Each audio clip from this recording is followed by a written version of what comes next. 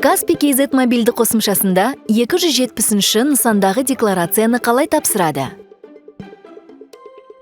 Мемлекеттік қызметтер сервисіне өтіп, 270-ші нысандағы декларация деп басыңыз. Декларация тапсыру деп басыңыз. Декларация түрін көрсетіңіз. Бастапқы, бірінші рет тапсырған кезде, кезекті, келесі салық кезеңі үшін. Қосымша, алдыңғы тапсырылған декларацияға өзгерістер немесе толықтырулар енгізу керек болғанда. Хабарлама бойынша қосымша декларация. Егер салық органы қатені анықтап, өзгерістер мен толықтырулар енгізу қажет болса. Есептілік тапсыратын кезеңді таңдаңыз. Сондай-ақ тұрғылықты жеріңізге қарасты салық органын қосыңыз. Өзіңіздің салық органыңызды 1414 нөміріне хабарласып біле аласыз. Деректерді басыңыз.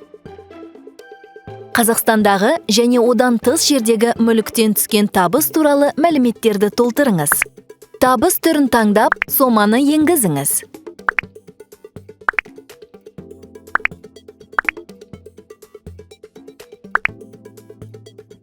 Ары қарай, егер болса, мыналарды көрсетіңіз. Сіз ол үшін салық төлемеген Қазақстандағы және одан тыс жердегі басқа табыс. Мысалы, егер үй қызметкері ретінде жалданған болсаңыз, күтуші, репетитор және тағы басқа.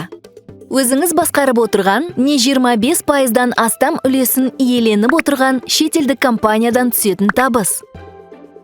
Сіз табысқа қарай түзетуді қолдана аласыз. Мысалы, алимент немесе депозиттер мен облигациялар бойынша пайыз.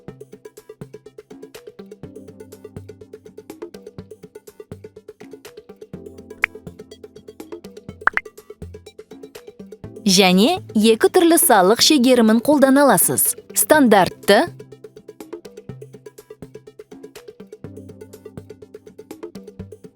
өзге.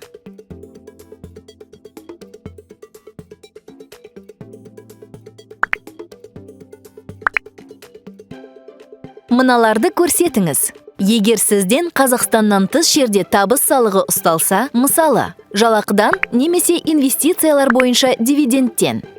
Жеке табыс салығы бойынша артық төлем. Жеке практика жүргізіп отырған тұлғаның табысы. Мысалы, егер адвокат болсаңыз. Сондай-ақ мынаны атап өту керек. Сіз мемлекеттік қызметші, ұлттық компанияның басшысы және қызметкері немесе олардың жақын туысы болып табыласыз ба? Егер сіз Қазақстаннан тыс жердегі мүліктің иесі болсаңыз, сондай-ақ оны сатқан немесе берген болсаңыз, егер сізде Қазақстаннан тыс жердегі банктерде 1000 АЕК-тен астам ақша болса, жеке тұлғалар немесе компаниялар алдындағы қарыз. Оған Қазақстан банктеріндегі несиелер мен бөліп төлеу қосылмайды.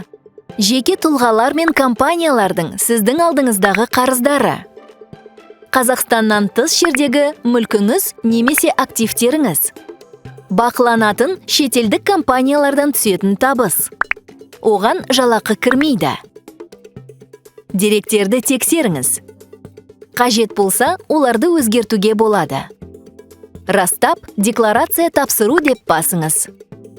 Құжаттарға Каспий электрондық цифрлық қолтаңба арқылы онлайн қол қойыңыз.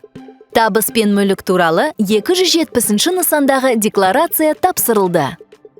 Каспий KZ қосымшасында 1 сағатта мемлекеттік органдардан есептің қабылданғанын растаған немесе себебін және одан әрі ұсыныстар көрсетіп бас тартқан хабарлама келеді.